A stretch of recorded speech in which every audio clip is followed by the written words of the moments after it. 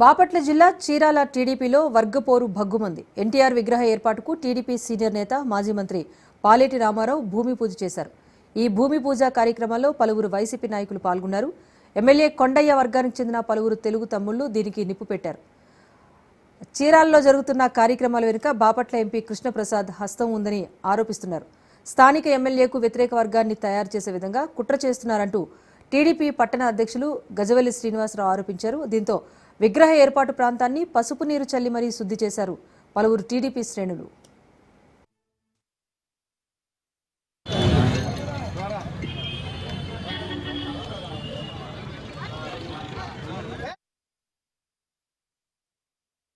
ఏ రాజకీయం చేస్తున్నారో చీరాల ప్రజలకే అర్థం కావట్లేదు.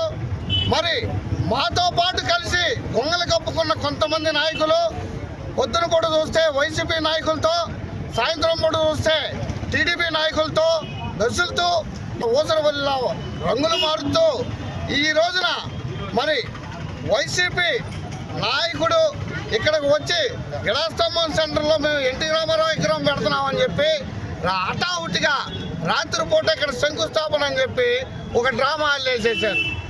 ఎన్టీ రామారావు విగ్రహం వైసీపీ వాళ్ళు చేత పెట్టిద్దామనే కాన్సెప్ట్ తయారైంది. మీరు చీరాల ప్రజలందరూ గమనించాలి. వీళ్ళందరికీ మన బాపట్ల పార్లమెంట్ ఎంపీ అండగా ఉండాలని మాకు అనుమానం కలుగుతుంది.